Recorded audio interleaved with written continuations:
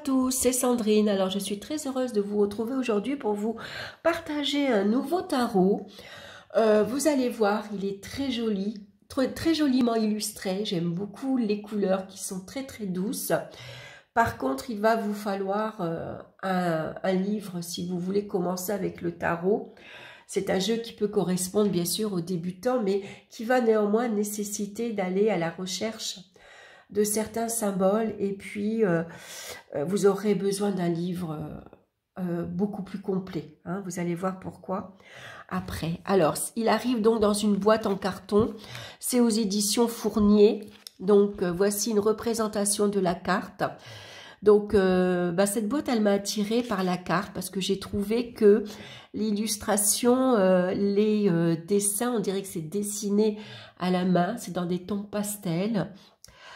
Il fait assez enfantin, mais très agréable, parce que parfois on a besoin d'avoir un jeu plus gai, plus coloré, plus lumineux, hein, surtout que on est quand même en novembre, il y a parfois certaines journées grisâtres, on sait que c'est l'hiver, hein, c'est fade, c'est une période creuse, je trouve, l'hiver. Alors on a besoin parfois d'avoir des jeux beaucoup plus lumineux. Excusez-moi. Donc, on va le découvrir. Alors, après, la boîte est jolie, hein, elle est dans les tons roses. Il y a de la dorure. Après, c'est une petite boîte, c'est un petit jeu. Donc, on va l'ouvrir. Voilà, une petite boîte toute simple, donc. Donc, on n'a pas de petits livrets, hein, on a simplement plusieurs petites feuilles parce que ce tarot-ci est traduit en espagnol, en anglais, en français, en allemand et en portugais.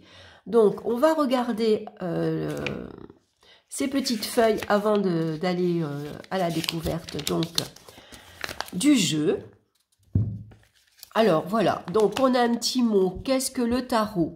Le tarot est un jeu de 78 cartes que l'on utilise pour la divination, la méditation, la pratique de la magie rituelle et en outre en tant qu'intermédiaire psychothérapeute lors d'analyses et de conseils psychologiques.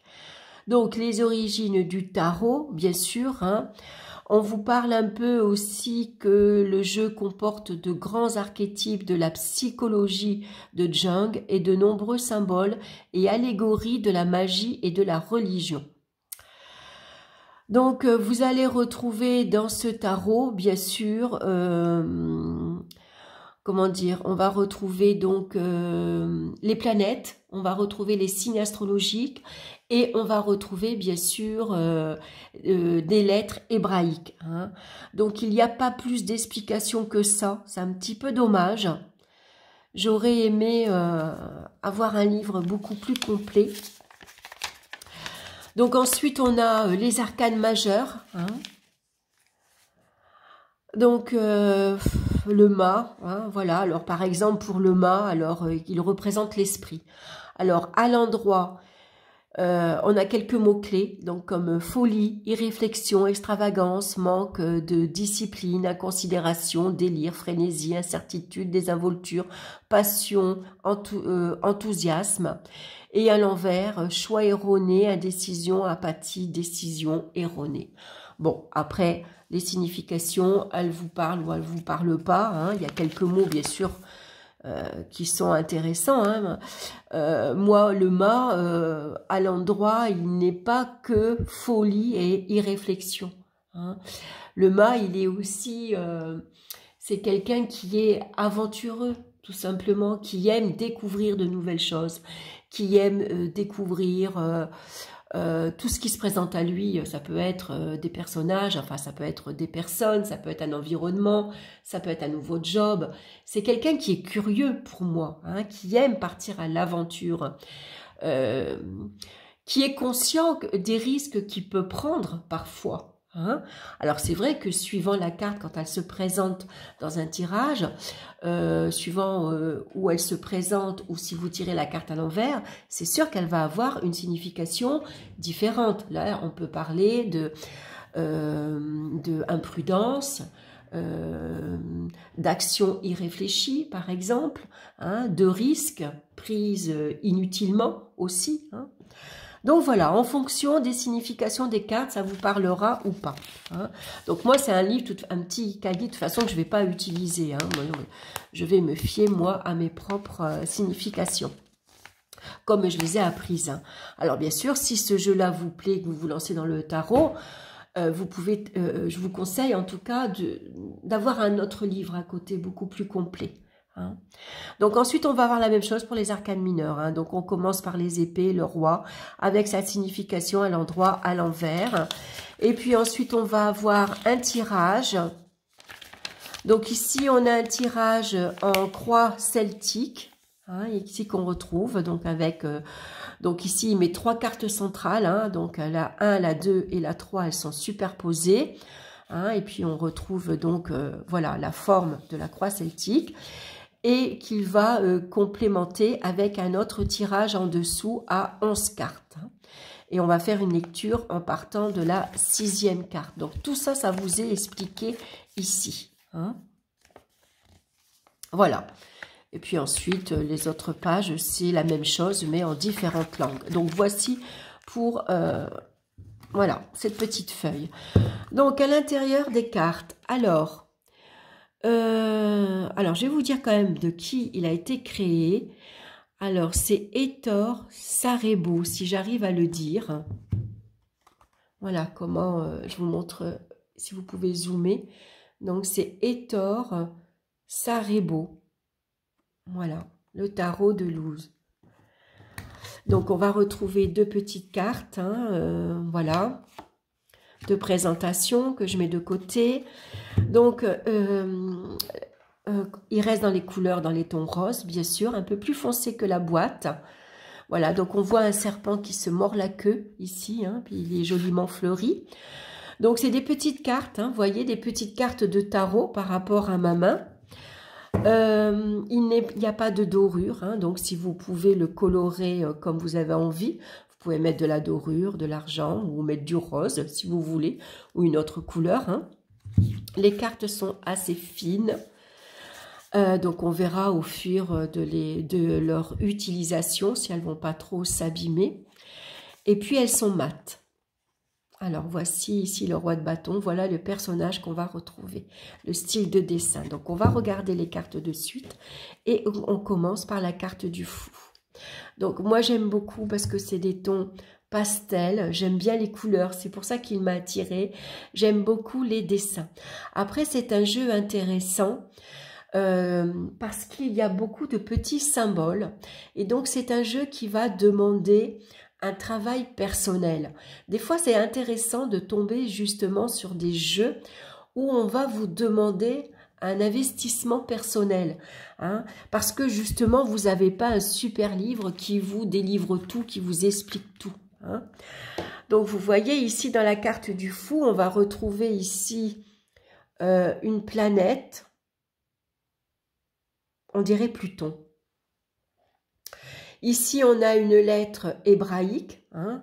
Donc, pour ceux qui ne connaissent pas les planètes, les signes astrologiques, qui ne connaissent pas les lettres hébraïques, vous pouvez vous créer votre propre livre, par exemple. Hein. Vous prenez un gros cahier et puis vous allez, par exemple, photocopier la carte du fou et puis vous allez dessiner la planète, aller chercher les correspondances par rapport à cette planète, les correspondances par rapport à la lettre hébraïque.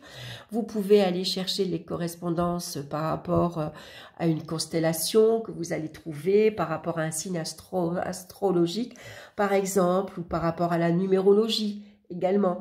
Hein, tout ça, c'est voilà, ça va vous demander un travail personnel, mais du coup, vous allez voir, vous allez vraiment vous imprégner de votre propre jeu, et puis vous allez développer vos connaissances surtout. Donc voici pour la carte du fond. Donc on dirait une petite jeune fille, je trouve. Elle a un cœur au milieu du front. Ici, il y a un œil. Alors, qu'est-ce que cet œil signifie là, à cet endroit-là? Voyez. Ensuite, on a le magicien. Donc, vous voyez, par exemple, les cornes. Pourquoi il a des cornes sur la tête? Il est entouré de la lune et du soleil. Ici, c'est la planète Vénus. Avec une autre lettre hébraïque, vous voyez, il a tous les éléments sur sa table. D'ailleurs, il joue avec les dés, il lance les dés, hein, le magicien. Elle a sa baguette dans les mains. Voici la grande prêtresse. Donc là, elle a le symbole de la lune. On voit qu'elle est assise. Hein. Il y a un serpent ici.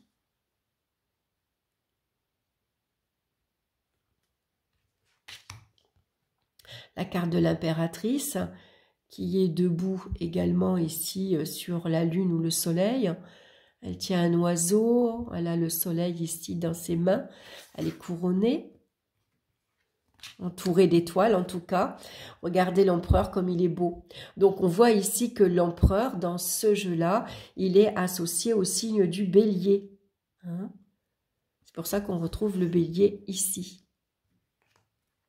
Avec la planète ici, Jupiter je crois. Le hiérophant, donc qui est associé au taureau. On a la carte des amoureux associée au signe des Gémeaux.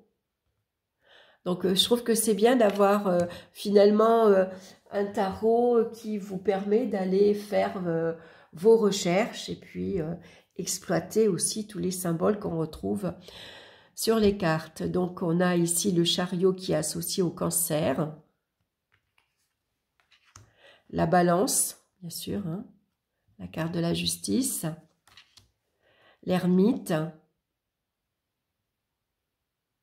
J'aime beaucoup, beaucoup les illustrations. Alors là, j'aime bien, on retrouve une chauve-souris. On n'a pas 3 petits singes, on n'en a que 2 hein, qui s'accrochent à la roue. Et on a la chauve-souris ici en bas. Donc, allez chercher la symbolique de la chauve-souris également. La force. Le pendu. Vous voyez, il y a 2 symboles différents ici. La carte de la mort. Alors moi, j'aime bien la carte de la mort. Elle est mignonne, je trouve. On dirait un personnage qui danse. Parce qu'il croise les jambes, il a les bras en croix. Alors, c'est vrai que ça représente également le Christ sur la croix. Hein. Ça représente aussi la souffrance. Hein. Donc, vous voyez, ici, on retrouve une constellation. Donc, dans le petit livre, dans le petit... ça, je ne sais pas si on peut dire, c'est pas un livre, un petit livret, il n'y a pas, donc on ne va pas retrouver la signification de cette constellation, donc ça serait intéressant d'aller rechercher à quoi elle correspond pour apporter une signification complémentaire donc à cette carte. Tempérance, on a la carte du diable, avec une autre planète, un autre signe. Vous voyez, il est sur des sabots, on voit qu'il est enchaîné. La carte de la tour, je l'aime beaucoup, je la trouve très jolie. Comme vous voyez, elle n'est pas cassée, hein, elle ne s'effondre pas. On pourrait croire que c'est du feu, mais il n'y a pas de flamme. Donc moi, je dirais qu'elle est plutôt illuminée de l'intérieur. Et puis surtout que de ces fenêtres et de cette porte, il y a de la floraison, vous voyez, on voit qu'il y a une plante qui grandit, qui sort. Les personnages, ils dansent, ils s'amusent, ils chutent pas, ils tombent pas. Donc j'aime beaucoup la carte de la tour. C'est rare quand on la représente comme ça. Ensuite, on a la carte de l'étoile. J'aime beaucoup, je ne sais pas pourquoi, elle me fait penser à une image du Petit Prince de Saint-Exupéry, Antoine de Saint-Exupéry. La carte de la lune, regardez la carte du soleil. Donc j'aime bien la lune parce qu'on voit qu'elle est au-dessus des marées, et c'est vrai que la lune agit sur les marées, hein. Elle agit sur les émotions, hein, sur nos humeurs, sur les plantes, bien sûr, sur la terre hein, aussi, avec le soleil. Voilà, donc moi c'est un jeu que je vais utiliser parce que j'aime les illustrations, hein. On a ici la carte du jugement, vous voyez, quand on se sent appelé, inspiré, hein, quand on est guidé, qu'on reçoit un message. La carte du monde, très jolie, j'aime bien, j'aime beaucoup. C'est rare, mais c'est vraiment un jeu qui m'a plu. Alors ça fait un peu magie aussi, hein, vous voyez, avec cet œil dans la main, on a ce pentacle aussi au milieu de la main, il y a plein de constellations tout autour. Elle est belle. Donc là, on est dans les mineurs, hein, As de Pentacle. Le 2 de Pentacle, avec cet œuf, on retrouve l'hémiscaphe. le 3 de Pentacle, le 4, la stabilité, la sécurité avec l'arbre. On voit que l'arbre, il est solide, il est ancré. Le 5 de Pentacle, avec cette échelle. Voilà, tout ça, je trouve que c'est des symboles intéressants. À voir qu'est-ce que ça vous parle, qu'est-ce que ça vous dit. C'est pour ça que moi, je pense que je vais me faire un cahier à côté. Et je vais me faire mon propre livre en fait d'interprétation. Donc j'aime beaucoup. Alors bien sûr, je ne vais pas y passer tout mon temps, mais ne serait-ce qu'1 heure par jour. Vous voyez la colombe ici ou à la porte, ici on dirait un ruban où on retrouve toutes les planètes et tous les signes. Le 8 de Pentacle avec ce pan magnifique.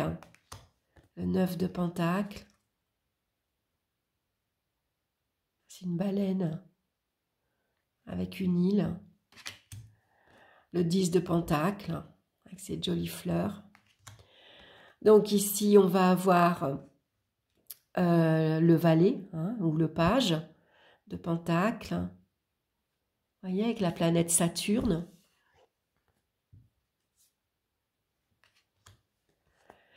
Ici, donc, on a le cavalier de Pentacle. Donc, avec l'élémentaire ici que l'on retrouve. Donc, vous voyez, c'est intéressant parce que, donc là, on voit que la reine de Pentacle, elle est associée au signe du taureau.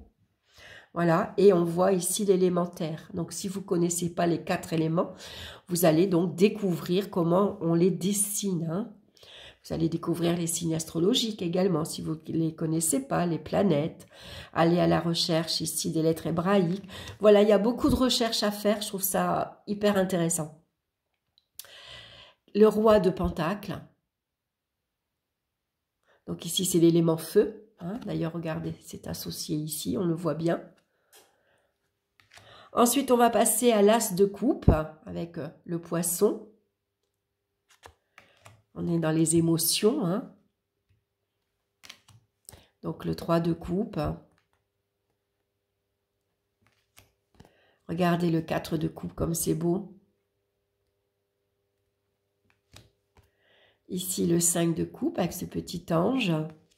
Le 6 de coupe. On dirait de sphinx. Le 7 de coupe avec la planète magnifique.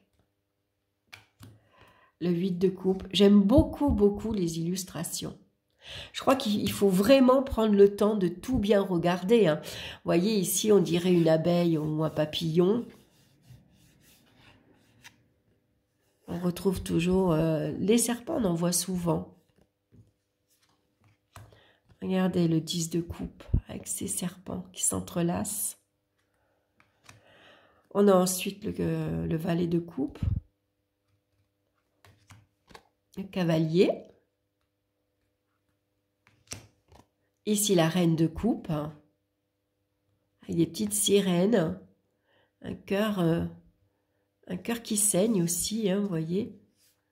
Voilà, va falloir... faut aller en profondeur de ce jeu-là. Il faut vraiment aller exploiter tout ce qu'on peut retrouver sur l'image. Donc ici, on passe à l'as d'épée. Vous voyez, il y a une lettre ici, la lettre C. Ici, alors on passe alors le 2 d'épée. Ici, le 3 d'épée. Avec cette licorne, on voit les volcans derrière. 4 d'épée. 5 d'épée. Et vraiment beau ce jeu. Je ne sais pas pourquoi j'ai été attirée par lui, par les couleurs, par ses dessins. Puis maintenant que je le regarde de plus en plus, je me dis il y a plein de petits symboles, plein de petits détails à les creuser, à les chercher. Regardez, le 9 d'épée, il est magnifique ce soleil. Il ferme les yeux. Il y a des gros sourcils d'ailleurs, donc il fait plutôt masculin, ce soleil.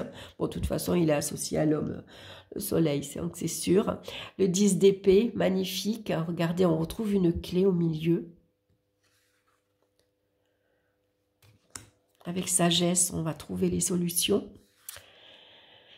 Ici, c'est le valet d'épée, son petit nuage.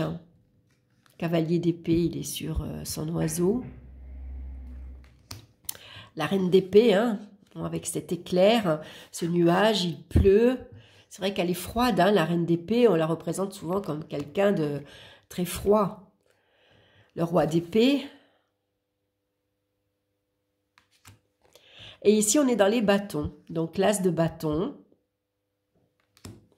le 2 de bâton, le 3 de bâton, le 4 de bâton. Hein, donc, c'est ici le serpent qui se mord la queue qu'on retrouve, bien sûr, derrière. Hein. 4 de bâton, elle est assez sombre, hein, cette carte. Le 5 de bâton. Notre cœur est emprisonné, il est même empoisonné, hein, avec la morsure du serpent. Ici, le 6 de bâton. Le 7 de bâton. Avec du fil barbelé, on dirait. C'est des plantes, mais ça me fait penser à ça. Le 8 de bâton. Le 9 de bâton. Avec ce feu. Le 10 de bâton. Le valet de bâton. Le cavalier de bâton, regardez, il est sur son lion. Hein. Il sait ce qu'il veut. La reine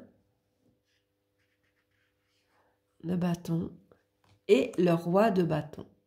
Voilà pour ce petit jeu. Je l'ai découvert par hasard. Et ça a été, c'était un petit coup de cœur par rapport à cette image. Et je me suis laissée tenter. Je me suis dit, tiens, pourquoi pas. En plus, je crois que je ne l'ai pas payé cher. J'ai dû le payer, je ne sais plus, 15, 16 €. Vraiment un petit prix, quoi. Hein. Alors, c'est vrai que ça aurait été chouette si les cartes avaient été un petit peu plus grandes. Et surtout qu'il y avait eu un petit bouquin avec.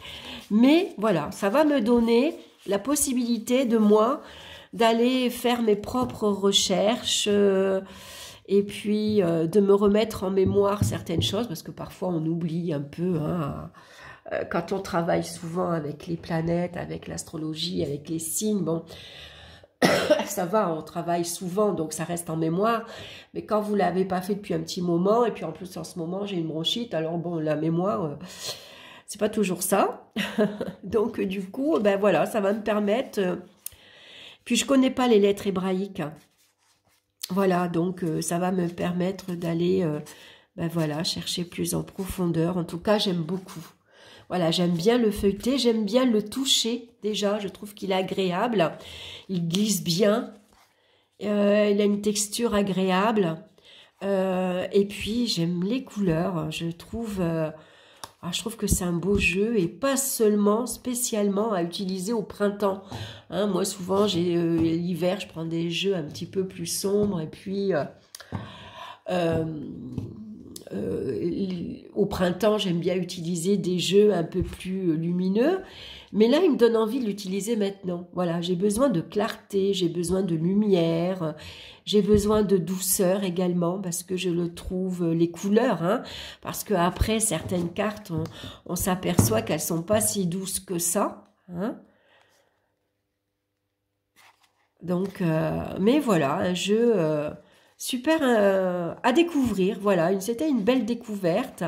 Voilà, donc peut-être que pour vous aussi c'est une découverte, peut-être qu'il vous plaît aussi, peut-être que vous aurez envie aussi de l'utiliser. Donc si vous connaissez le tarot, bah, vous l'utilisez avec vos propres interprétations, hein. Vous n'êtes pas obligé de prendre le petit livret. Hein, et puis pour ceux qui ne connaissent pas, eh ben, allez-y, ça va vous demander du travail, mais ça va vous apporter un enrichissement aussi intellectuel. Hein, voilà, un travail intéressant. En tout cas, si vous aimez étudier, parce que ça va demander bien sûr pas mal de travail. Mais voilà pour ce jeu que je n'arrête pas de battre, de regarder et qui me plaît toujours autant. Voilà, le 4 de Pentacle, quand on a besoin d'ancrage, par exemple, vous voyez. Par exemple, vous prenez votre jeu, vous le battez et vous posez la question, qu'est-ce que j'ai besoin de savoir aujourd'hui, par exemple. Hein. Un petit tirage tout simple, juste à une seule carte. Et vous tirez la carte ici du 4 de Pentacle. Le 4 de la numérologie, bien sûr, ça nous parle de stabilité, de sécurité, hein, et puis d'engagement aussi. Mais là, on voit que c'est représenté un arbre. Et un arbre, c'est quoi? Un arbre, c'est solide, c'est ancré. Donc, vous avez besoin de savoir quoi aujourd'hui? Vous avez besoin d'ancrage. Vous avez besoin d'être solide sur vos deux pieds. Hein, ça vous permettra, comme ça, d'être plus objectif, d'avoir plus de discernement, d'être dans le moment présent, de profiter de chaque petit moment présent, justement. Hein. Voilà, et puis si vous avez un projet, cette carte, elle vous conseille de consolider les bases.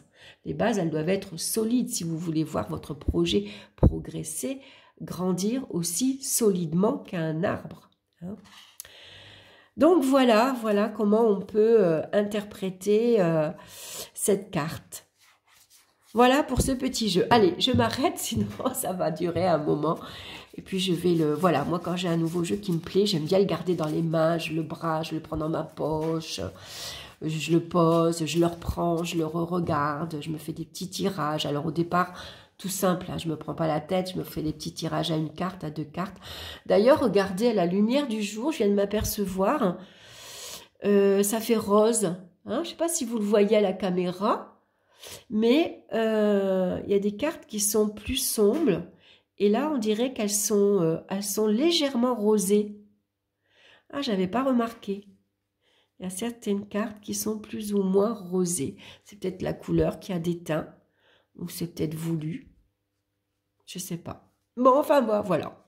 Voilà pour ce petit jeu. Donc, dites-moi si ce petit jeu vous a plu. S'il vous plaît, s'il vous attire, si vous l'avez, si vous travaillez avec lui. Et puis, voilà, j'avais mis... ici, mon petit hibou que j'avais trouvé sur une brocante. Regardez comme il est beau. Hein, on dirait le petit hibou. On dirait Merlin avec sa petite boule de cristal, son petit balai. Je le trouve magnifique. J'avais fait une belle découverte ce jour-là. C'est très rare de trouver des petits objets comme ça sur les vides-greniers. Donc, bien sûr, je n'avais pas hésité. Hein. Voilà, mes chers amis. Ben, écoutez, j'étais heureuse de partager ce petit moment-là avec vous. Je vous embrasse tous bien fort. Je vous souhaite une excellente journée. Et puis, on se retrouve très bientôt pour une nouvelle vidéo. Bye bye.